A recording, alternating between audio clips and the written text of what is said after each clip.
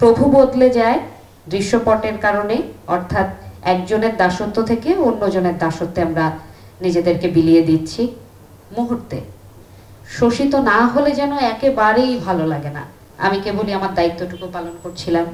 ওরা শিক্ষার্থী, তারা তাদের যৌক্তিক দাবি নিয়ে রাজপথে নেমেছিল এবং সংবাদকর্মী হিসেবে আমাদের যে আদর্শিক জায়গাটুকু থাকে এবং ইথিক্স থাকে সেই অনুযায়ী আমরা সংবাদ সংগ্রহের জন্য তাদের সাথে যোগাযোগ করি, কোথায় যাচ্ছে, পরবর্তী কর্মসূচি কি, এগুলোর জন্যই তাদের সাথে যোগাযোগ। এবং তার পরবর্তীতে 15 তারিখ যখন সবকিছু একেবারে বদলে যায়, তখন ওদের সাথে সাথে কেন জানি তৃতীয় চোখ আমাদের পেছনেও ঘুরতে থাকে। এটি ব্যক্তি আমি বিদা তা কিন্তু নয়, যারা সংবাদকর্মী আমাদের সাথে দীর্ঘ সময় অর্থাৎ 5 জুন থেকে একেবারে 5 আগস্ট পর্যন্ত কাজ করেছেন, তাদের সবারই একই অভিজ্ঞতা, ভিন্ন হবার কথা নয়।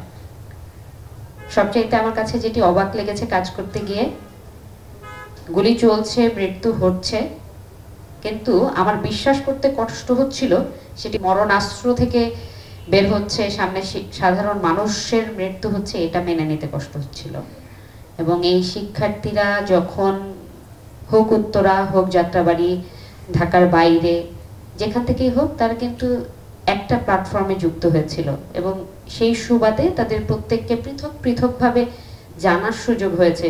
সে বেসরকারি বিশ্ববিদ্যালয়ের হোক, ঢাকার বাইরের হোক, ঢাকা বিশ্ববিদ্যালয়ের হোক, কেন্দ্রীয় নেতৃত্বের কেউ হোক, কিংবা কেবলই সাধারণ কোনো মানুষ হোক, চোখের সামনে এই অস্তিত্বের হারিয়ে যাওয়ার দৃশ্য আসলে এটা ভাষায় 1 বছর পরে প্রকাশ করার মতো নয়। কম বেশি সবাই এই অভিজ্ঞতার মধ্য দিয়ে আমরা গিয়েছি। আমার কাছে খারাপ লাগা যেটি কাজ করে, যেই কাজটির জন্য সংবিধানের যে সমতা নিশ্চিতের জন্য রাজপথে নেমেছিল সাধারণ শিক্ষার্থী থেকে শুরু করে সাধারণ মানুষ, সেটি আসলে 1 বছর পরে এইখানে দাঁড়িয়ে থেকে আমি বলতে পারি আমরা ধরতে পারিনি।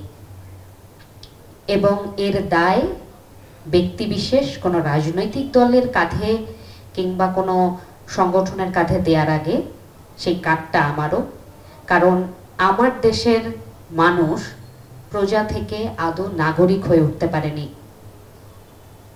প্রভু বদলে যায় দৃশ্যপটের কারণে, অর্থাৎ একজনের দাসত্ব থেকে অন্যজনের দাসত্বে আমরা নিজেদেরকে বিলিয়ে দিচ্ছি মুহূর্তে। শোষিত না হলে যেন একেবারেই ভালো লাগে না। কেন কপালের নাম গোপাল হবে, আমাকে শোষণ করো না, মানে এরকম একটি দৃশ্যে পরিণত হয়েছে সবকিছু।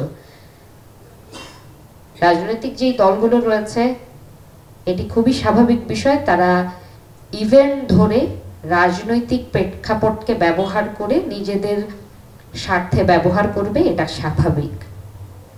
কিন্তু নাগরিক হিসেবে আমরা প্রভু বদলে প্রজাতে পরিণত হব কিনা, এটা কিন্তু আমাদের দায়িত্ব। তাই আমি আবার বলবো যে 1 বছর পরে এসে যেই আফসোসটুকু করতে হচ্ছে,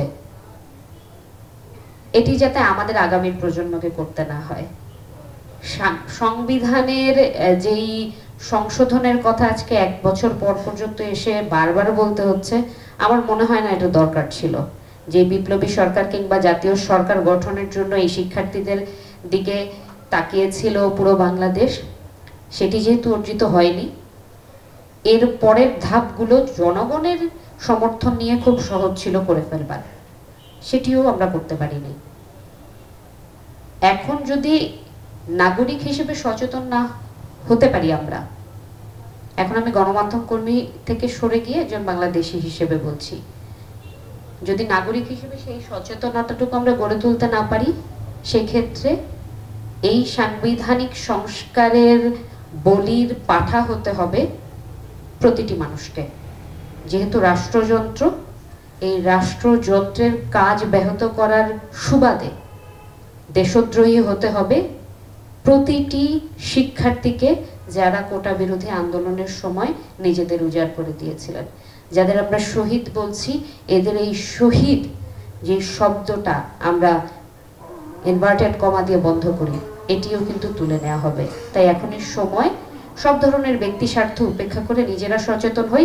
রাজনৈতিক দল থেকে শুরু করে অন্যান্য প্ল্যাটফর্মগুলো, সংগঠনগুলো যে যাই বলুক না কেন, মৃত্যু কিন্তু নিশ্চিত, সেই মৃত্যু ভয় না করে অন্তত যে কয়দিন বাঁচি সাহসের সাথে শোষণ বঞ্চনাকে উপেক্ষা করে বরং ভালোভাবে বাঁচি, নিজের অধিকার নিয়ে বাঁচি, নিজের অধিকার সম্পর্কে সচেতন হই।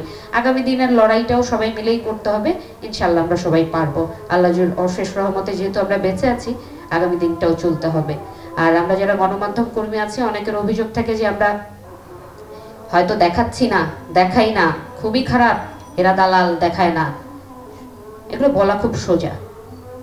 আপনারা যখন মৃত্যু সংখ্যা নিয়ে আমাদের প্রশ্ন করতেন যে আরে মৃত্যু সংখ্যা এত, এরা দেখায় না কেন, বিষয়টি হচ্ছে আপনাদের এক একটা মৃত্যুর পিছনে প্রত্যেকটি পরিচয় আমাদেরকে নিশ্চিত হতে হয়। আপনারা মুখে বলে দিতে পারেন, কিন্তু আমরা মুখে বলে দিতে পারি না, কারণ প্রত্যেকটি পরিচয় নিশ্চিত হয়ে সেই সংখ্যাটি আমরা টিভি স্ক্রলে তুলে ধরতে পারি। এই জবাবদিহিতা নিশ্চিত করতে হয়, স্বচ্ছতা নিশ্চিত করতে হয়। যার কারণে প্রতিটি গণমাধ্যম কর্মী নিজ নিজ জায়গা থেকে নিজের সেরাটা কিন্তু চেষ্টা করে গিয়েছে, তখনও আমি বিশ্বাস করি আগামীতেও করে যাবে। হয়তো ঝড় আসবে, তবুও লড়াইটা চালিয়ে যেতে হবে কাঁধে কাঁধ মিলিয়ে। ইনশাল্লাহ আমরা পারবো। ধন্যবাদ সবাইকে।